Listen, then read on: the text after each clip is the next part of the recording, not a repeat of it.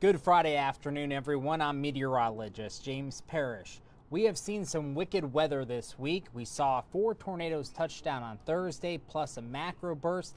Then Thursday evening, from the outer remnants of Debbie, we saw some nearly stationary tropical downpours produce some very heavy rain and even cause some flooding problems across the area.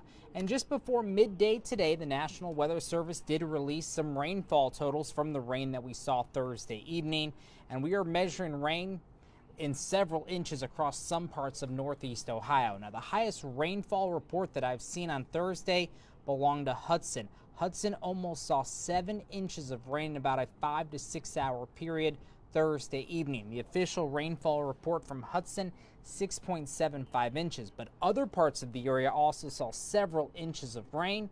Worcester, 5.62 inches, Reminderville, 5.25 inches, then Twinsburg, Aurora, Barberton, and Cuyahoga Falls, also over 4 inches of rain Thursday evening.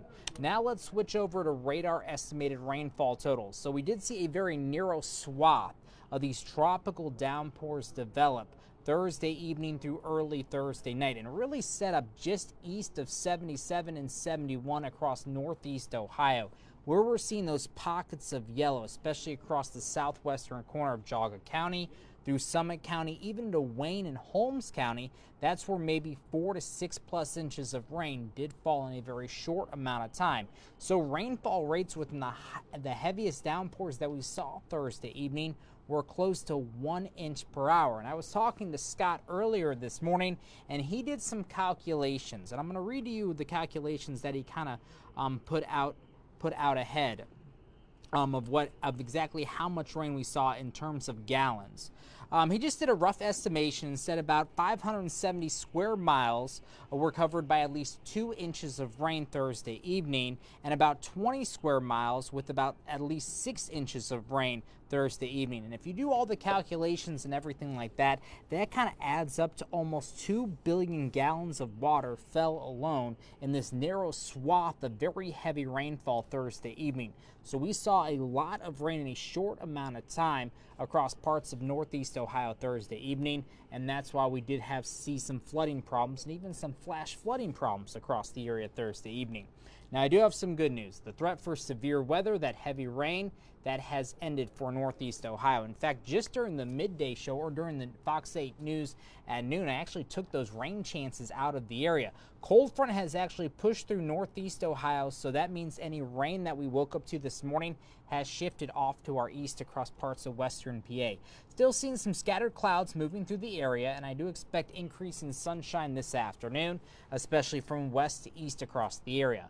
From a temperature standpoint, we are in the upper 70s and lower 80s, 79 in Cleveland, 81 in New Philadelphia, 77 in Lorain, 77 in Mansfield. Worcester's at 80 and Akron Canton's at 80 degrees as well. I want to widen the view on StormFox so that we can look at the big picture. See all that rain and storm activity across the mid-Atlantic moving towards the northeast? That is what's left of Debbie. That's the remnants of Debbie. It's producing heavy rain and even the potential for some tornadoes across parts of New York, eastern Pennsylvania, as well as New Jersey. That's where tornado watches are in effect.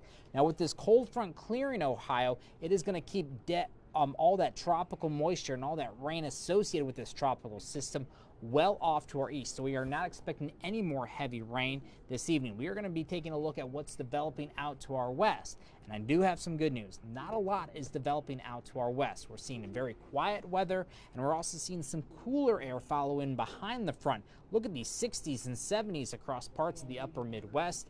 That's the air that's going to move in this evening, overnight, and that's the air that's going to be here this weekend. So this weekend is going to be refreshingly cool. We woke up to some pretty muggy conditions this morning, but as that cold front continues to move through and we have those gusty northwest winds following behind the front, that means that we're likely going to see that drier air and those dew point temperatures drop as well. So it will feel much more comfortable and much more pleasant outside late this afternoon through this evening. We're still seeing those dew point temperatures in the low to middle 60s, so the air still has a little bit of a sticky feel to it. But as soon as those dew point temperatures drop in the mid to upper 50s late this afternoon through this evening, that's when it's going to feel much more comfortable outside, and we'll see the refreshing or very low humidity levels continue through the upcoming weekend. So the weekend looks absolutely great in terms of not a lot of heat and not a lot of humidity. And I know a lot of us are still dealing with the power outages and don't necessarily have air conditioning or fans going. So that is great news for those of you who are still without power. And there are still many of us who are without power right now. And hopefully these numbers that I'm about to show you will eventually go down over the next couple of days, and hopefully through the upcoming weekend we'll see some very low numbers. So right now the current power outage in Cuyahoga County is at 145,228. That's just over 25% or a quarter of the customers in Cuyahoga County. Still looking at power outages in Lake County alone, over 20,000. Just under a quarter of the customers in Lake County are without power right now. Geauga County has over 15,000 people without power still. That's close to 40%. Lorain has current power outages of just over 7,000. That's just over 5%. In Nashville County, still seeing about 3,000 customers without power. That's just a little over 5%. Now, we have seen these numbers drop over the last couple of days, and we know those First Energy crews are working really hard to restore power back. And I know they've said sometime next week we're likely going to have power, but remember that's the worst case scenario. Hopefully you get your power back either later today or during the upcoming weekend. But once again, if you still don't have the AC or if you still don't have those fans working, at least Mother Nature is going to help us out later today and this weekend with the not so hot summer weather and the low humidity levels. So for today, my forecast high 80 degrees. Most places will top out in the upper 80s to near, or excuse me, upper 70s to near 80 degrees. We've officially taken that chance of rain out of the forecast for today. We'll still be breezy this afternoon with that northwest wind at 10 to 20 miles per hour. But remember, it is that gusty northwest wind that will help pull in that cooler and drier air, which is why we'll see that drop in the humidity. For tonight, I think it's going to be a comfortable summer night. A low of 58 degrees. Once again, if you still don't have power and you still don't have AC or fans going, it's going to be a great night for you to open up your windows, because we will be tracking less humidity and more comfortable air this evening, overnight, and throughout the upcoming weekend. Now remember, with those breezy conditions, with that northwest wind off the lake, Lake Erie is going to be rather choppy this afternoon. I do expect waves to be between 3 to 5 feet, not only for the rest of the day today, but tonight and probably throughout the day tomorrow as well. So do expect rip currents will likely develop along the beaches, and a small craft advisory will be in effect through late Saturday night as well. Here's your 8-day forecast.